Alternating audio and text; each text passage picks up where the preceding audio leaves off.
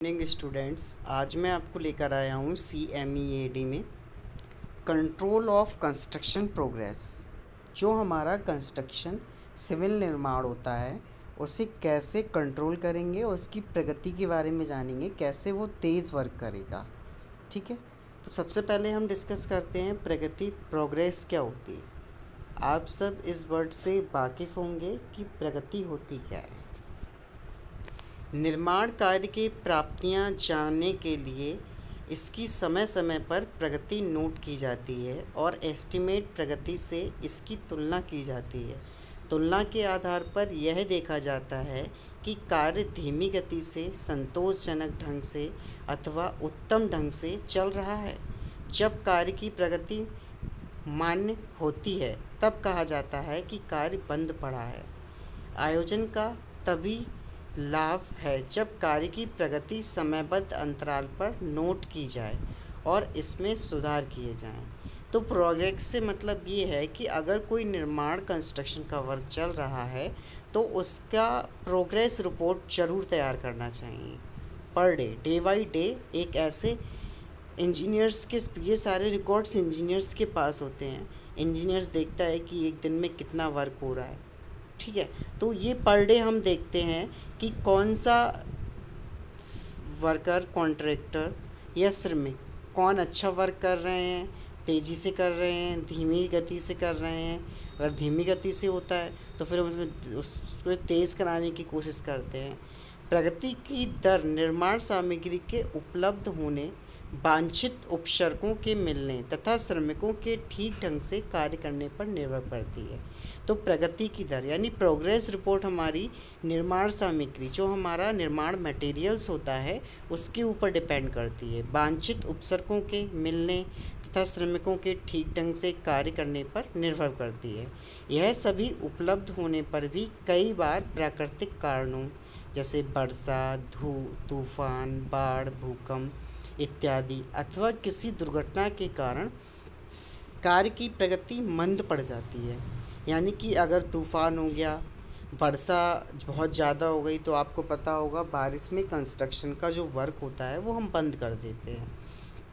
अचानक बाढ़ आ जाए, अचानक अर्थक्वेक आ जाए, तो इन सभी के कारण कार्य में मंदी पड़ जाती है, कार्य धीमा पड़ जाता है अथवा रुक जाती है। ठीक है, निर्माण कार्य की संतोषजनक प्रगति न होने पर परियोजना निर्धारित समय पर पूर्ण नहीं हो पाती। हमने एस्टिमेट लगाया कि ये वर्क 1 साल 2 साल के अंदर हो जाएगा, बट ये जो हमारी प्राकृतिक आपदाएं होती हैं, बारिश हो गई, तूफान हो गए, बाढ़ आ गई और अचानक अर्थक्वेक आ गया, तो इन सभी चीज़ों से बाधाएं उत्पन्न होती हैं और बाधाएं उत्पन्न होने से प्रगति जो होती है, प्रोग्रेस रिपोर्ट होती है, प्रोग्रेस रुक जाती है।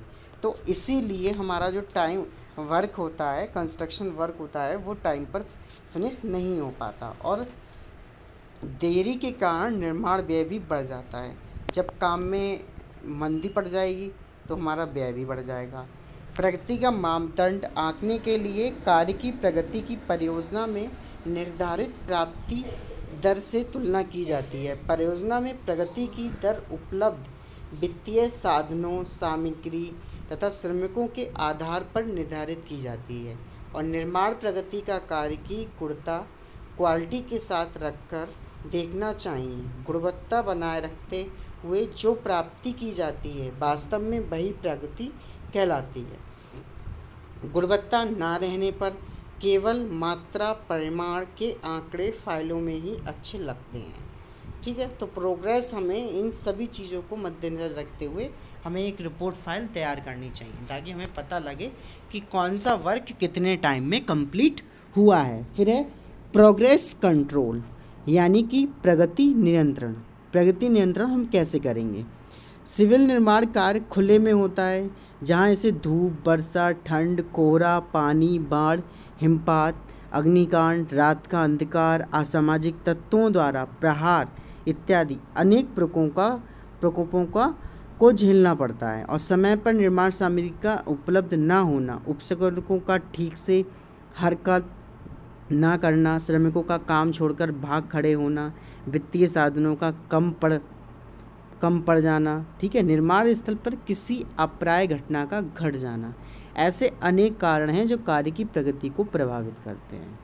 तो कुछ श्रमिक होते हैं कि इन्होंने 10 दिन काम किया और वो काम छोड़कर भाग गए, अपनी दिहाड़ी ली, और जो रोज़ दिहाड़ी वाले मजदूर होते हैं वो चले जाते हैं।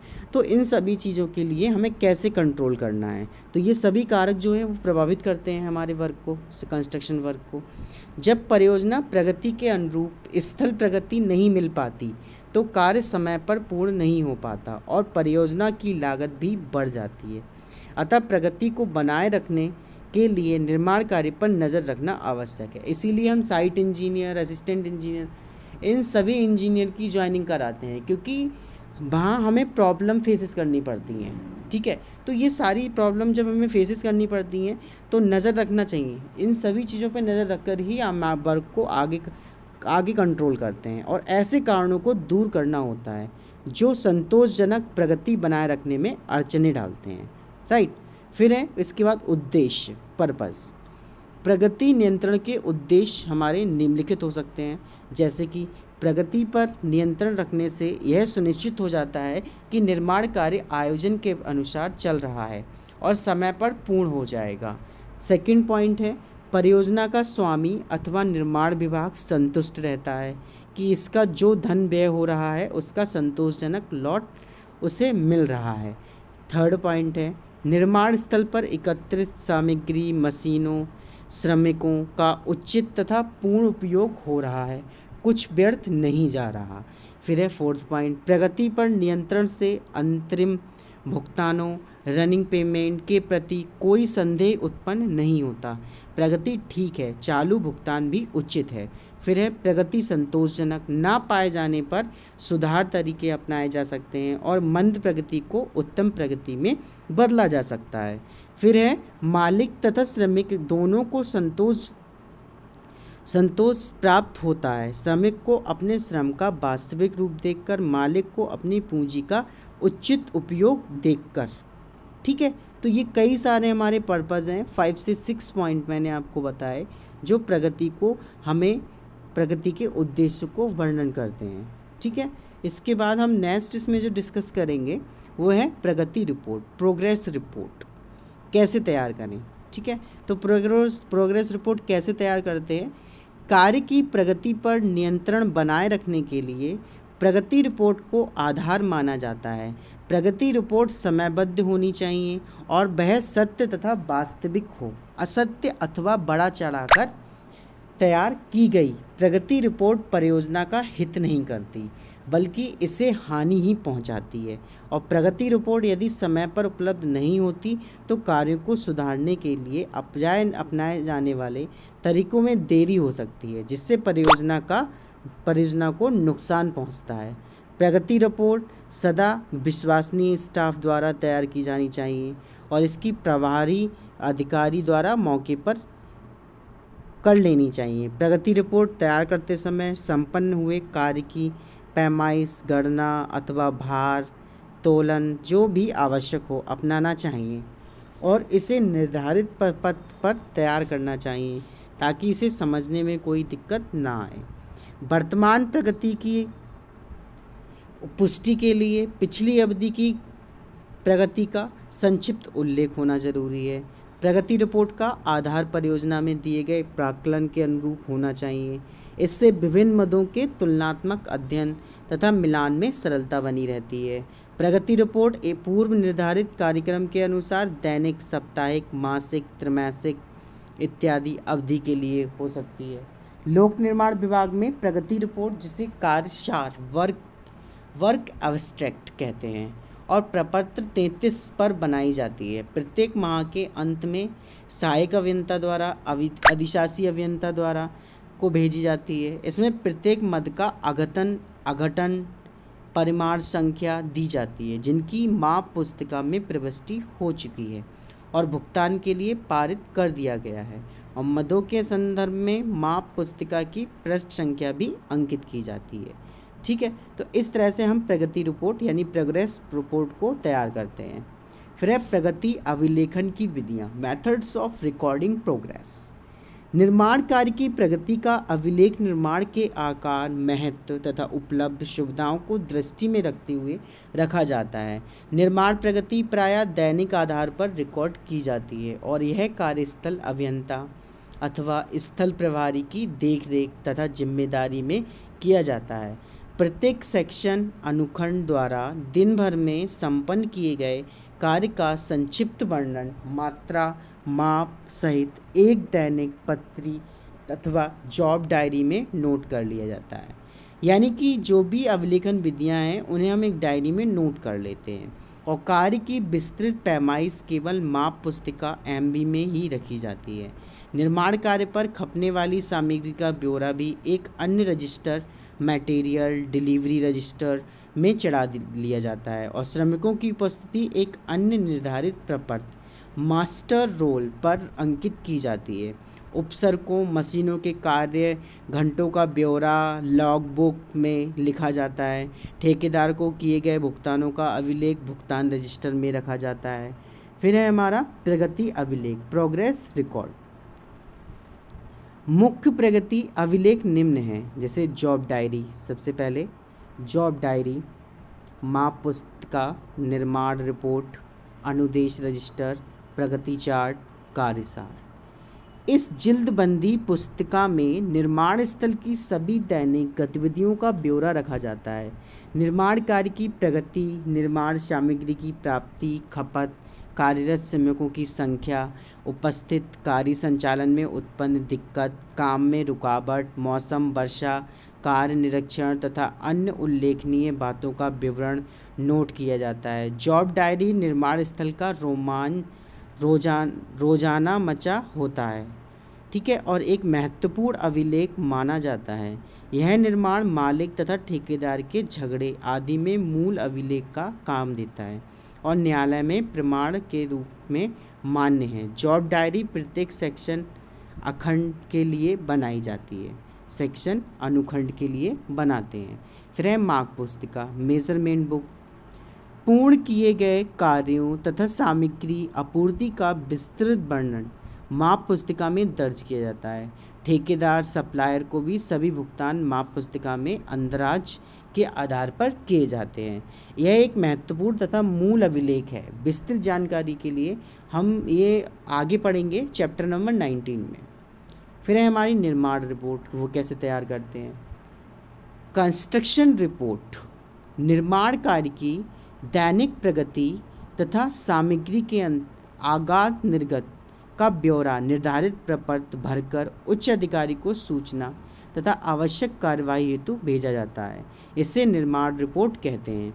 यह प्रगति रिपोर्ट का ही सुधरा हुआ रूप है और निर्माण रिपोर्ट में कार्य परिमाण, गुणवत्ता तथा पूर्ति तिथि का ब्यौरा दिया जाता है, ठीक है। तो ये हम कंस्ट्रक्शन रिपोर्ट के अंदर लिखते हैं। फिर है अनुदेश रजिस्टर।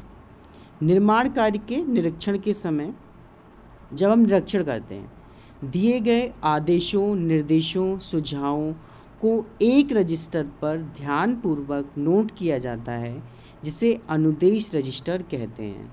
स्थल अभियंता द्वारा संरचना में किए गए सुधारों, परिवर्तनों को भी इसी रजिस्टर में लिखा जाता है। यानी हमारे जो साइट इंजीनियर होते हैं, जूनियर इंजीनियर, साइट इंजीनियर और असिस्टेंट इंजीनियर होते हैं, उनके द्वारा जो सुधार उत्पन्न होते हैं या जो परिवर्तन होते हैं वो रजिस्टर में लिखते हैं। अनुदेश रजिस्टर अधिकारियों तथा स्थल प्रभारी के मध्य एक बड़ी कड़ी का कार्य करता है और निर्माण कार्य की गुणवत्ता तथा मितव्ययी बनाए रखने में सहायक होता है। फिर है हमारी प्रगति चार्ट, प्रोग्रेस चार्ट। निर्माण कार्य की अद्यावधिक अप टू डेट प्रगति तथा आंकड़े दर्शाने के लिए प्रगति चार्ट बनाया जाता है और इसे नियंत्रण कक्ष में टांगा जाता है। नियंत्रण जो कंट्रोल रूम होता है। प्रगति चार्ट स्थल प्रगति का ग्राफीय चित्रण करता है। यह चार्ट प्रगति रिपोर्ट व निर्माण रिपोर्ट के आधार पर तैयार किया जाता है और प्रगति चार्ट पर आयोजित प्रगति तथा वास्तविक प्रगति दर्शाई जाती है, जिसे प्रगति के मंद, संतोषजनक अथवा उत्तम होने का पता लग जाता है। फिर है वर्क्स अब्स्ट्रैक्ट। वर्क अब्स्ट्रैक्ट क्या है? इस प्रपत्र में निर्माण मदों की भौतिक प्रगति का सार तथा कार्य पर किए गए व्यय को दर्शाया जाता है। यह प्रपत्र प्रत्येक माह में एक बार उपखंड अधिकारी द्वारा खंड अधिकारी को भेजना होता है।